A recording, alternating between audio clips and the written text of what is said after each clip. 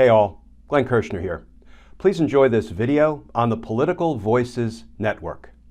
Glenn, let's talk about Merrick Garland's decision to release the Jack Smith's January 6th report. First of all, what is the time frame on that?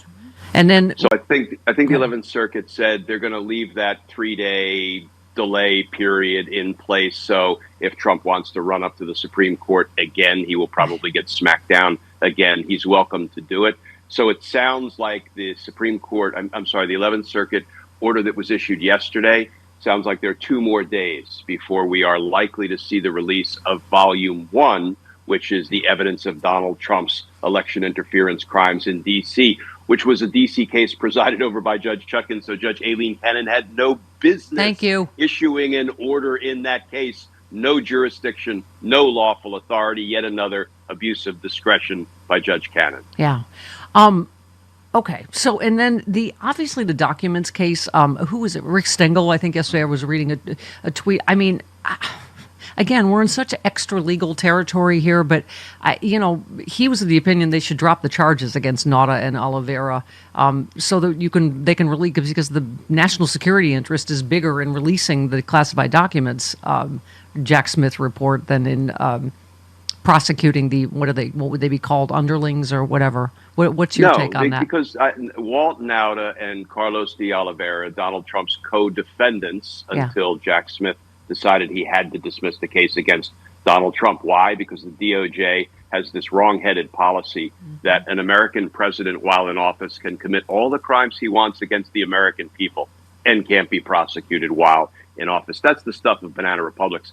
But Nauta and de Oliveira also compromised our national security.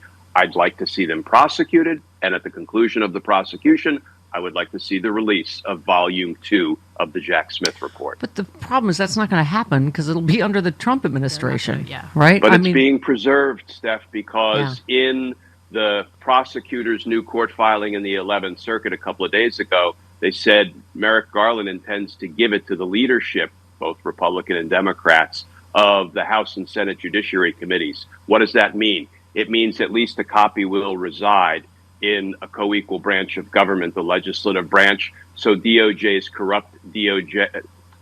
corrupt DOJ, in the event he puts these people in place, will not be able to destroy the report. So it's a matter of time before that report, I believe, is made public. Barb McQuaid also mentioned a FOIA request, but, Trump administration will fight that till the end of Kingdom Come, right? Yeah, particularly there are 2 bedrock reasons that the federal government rejects FOIA requests, Freedom of Information Act, when citizens or news organizations bring suit to try to get a hold of stuff the government doesn't want to divulge.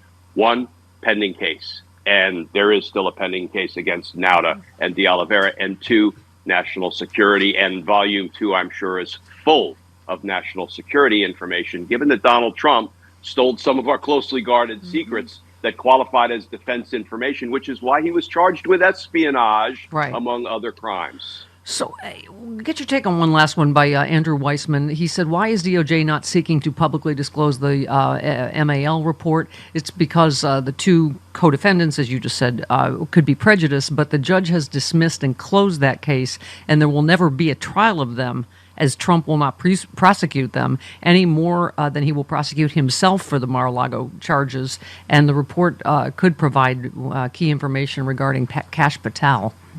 Yeah, but the problem is there is a pending case right now. Can we all see the corrupt dismissal or the corrupt pardon of Donald Trump coming sometime after January 20th? Yes, but you can't file in court a position that says we want to assume all of these things will happen. Therefore, today we will take a litigative position based on those assumptions. It makes perfect sense to me. It's just not ordinarily what we do in court. Yeah. So what? One more. What is going on with the judge and Goran? I don't even know. You never know. Went back and forth on because Fox News reported it. So right away you're like, I don't know. But they said the judge in Trump's civil business case brought by Letitia James had been replaced, Judge Goran. But then hours later said the court put him back on the case, and so of course Trump just tweeted, "What's going on?" Which is what he always says. Right. What's going on here? What's up? Because he never knows. Yeah, you caught me unawares. I don't know what's going on there. I can't unravel or decipher that. I think it's going to have to await more reporting. Yep. Finally, this is on the good news. Fox News lost its bid Thursday, speaking of Fox, not to be included in the $2.7 billion defamation suit brought by Fox by Smartmatic. The appeals court rejected Fox's motion. The ruling means the suit against Fox is set to go to trial unless the parties settle ahead of time. And of course, they've already paid Dominion off, right, to the tune of almost $1 billion. $750 million. Yeah. And that sounds like the right decision by the courts. And you can almost see the settlement coming just the way they wanted desperately to get out from under a public trial with Dominion's defamation suit. And you think about it. Fox News organization paid out $750 million. And at the bottom of it all, the reason they did that was because they perpetrated and perpetuated a whole bunch of lies about a presidential election. And yet, has our federal government stepped up and done anything to consider regulating news organizations, keeping them from continuing to lie about elections and other things of real consequence to the American people? So I guess we're going to just freedom ourselves to death, whether it's, in the gun regulation arena or the free speech arena. We're just going to keep freedoming ourselves to death. And by the way, you gave, as I did, Merrick Garland the benefit of the doubt for quite a while, but now it seems like everyone from Joe Biden to insiders in the Justice Department are admitting Merrick Garland was a mistake, moved too slowly. I mean, not to say there aren't some defenses of some things that, that happened or that he did, but man. Yeah, in his determination not to appear to be politicizing the Department of Justice, basically it feels like the Department of Justice was politicized. Look, I'm thrilled that the Department of Justice went after Democrats who committed crimes like, Bob Menendez, Henry Cuellar is being prosecuted, Eric Adams is being prosecuted, Hunter Biden was prosecuted.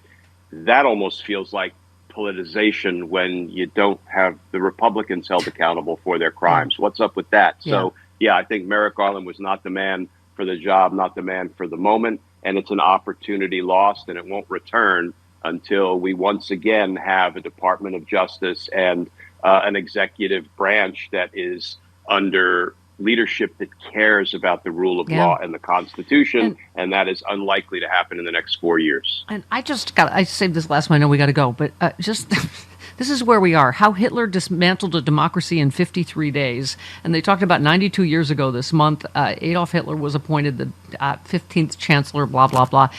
In one of the most astonishing political transformations, where have we heard that? Hitler set about destroying a constitutional republican through constitutional means. What follows is a step-by-step account of how Hitler systematically disabled and dismantled his country's democratic structures and processes in less than 2 months' time. Hitler's private attorney commented on his client's uncanny ability for sensing the potential weakness inherent in every formal form of law and then ruthlessly exploiting that weakness. Sure feels like where we are now, doesn't it? And you wonder if Donald Trump aspires to break that record, right, in under 52 days. We've already heard about Greenland and Canada and the Panama Canal. And, the only upside to annexing somehow Canada is we would probably see very different election results. We would get how many millions of Democrat voters. So, maybe we don't dismiss that one out of hand. That's a joke.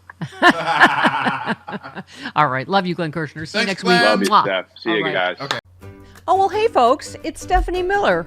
Are your cells feeling a little uninspired? It's time for a pep talk they'll never forget. Let me tell you about ASEA, A-S-E-A, Redox Cell Signaling Supplement. It's like sciencey magic in a tube, helping your cells communicate better so your body can take care of itself, just like when you were younger.